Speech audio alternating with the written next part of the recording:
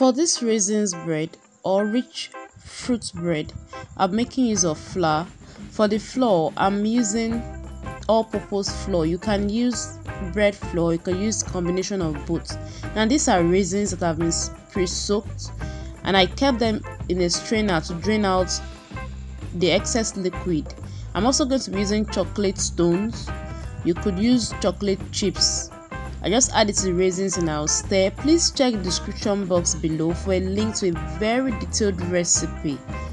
I also making use of orange zest. You could use lime or lemon zest, unsalted butter, sugar, milk, egg, yeast, and salt. Now to my flour, I'm going to be adding my dry ingredients, my zest, my yeast, cinnamon, sugar, and salt to another portion of the bowl. Always remember that salt and yeast don't mix. Next, I'm going to stir all this together to combine.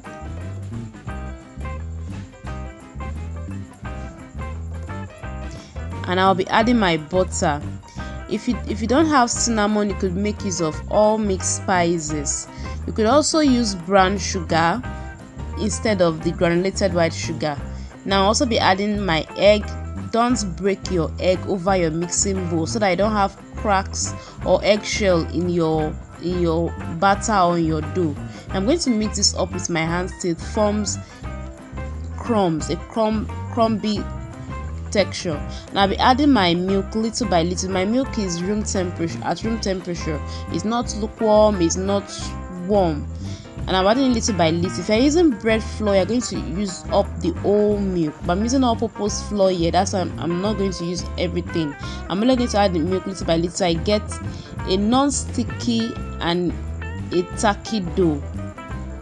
This is the remaining milk. Bread flour accumulates or absorbs more liquid. Now I transfer my dough to my work surface and I'm going to be slamming it just like I do for my other bread recipes. If you're using a stand mixer, you need with your dough attachment for 10 minutes, but if you're kneading by hand, slam like this for 15 minutes till you get a smooth dough as this, soft, non-sticky. And when you cut a little portion and you place it apart, it's going to take a while before it tears. Now I added my fruit mix, my raisins mix into my dough and I mixed it well. You can't do this with a mixer, you have to do it with your hand. Mix it well.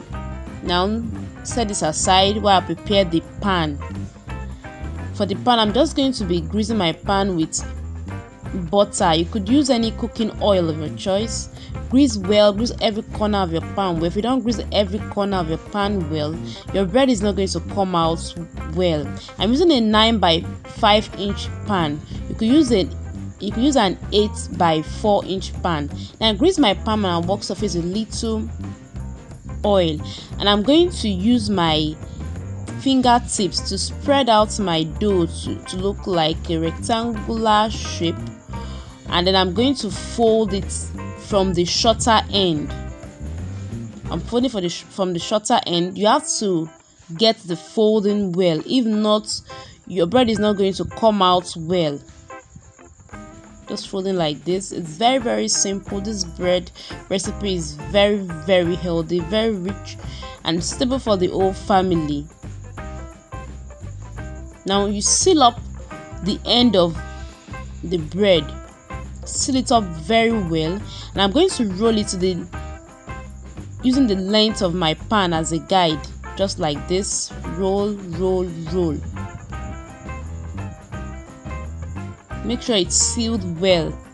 Then the part that I sealed, I'll place it in the pan. I'm going to cover and leave to prove for 2 hours. If you are still watching, it means you enjoyed the video. Please subscribe. Next, I'm going to prepare my first glaze, my milk and egg glaze. 2 tablespoons of whole milk plus 1 egg. You could use heavy cream, you could use whipping cream instead of the milk.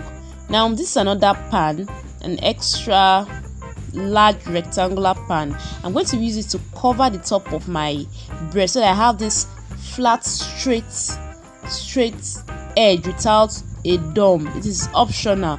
Now I glaze my first milk glaze over my bread. This has already been proven, and 30 minutes before this got proven, I already preheated my oven. Bread recipes need very hot oven, so you have to preheat your oven. Now this is baked. Look at the color, look at how delicious it looks. And I'm going to glaze the top of my bread with butter. This softens the crust while it's still hot. It softens the crust and it gives it this shiny look.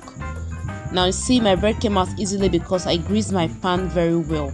And I'm going to leave this to cool completely before I slice it, before you eat, before you do whatever you want to do with it.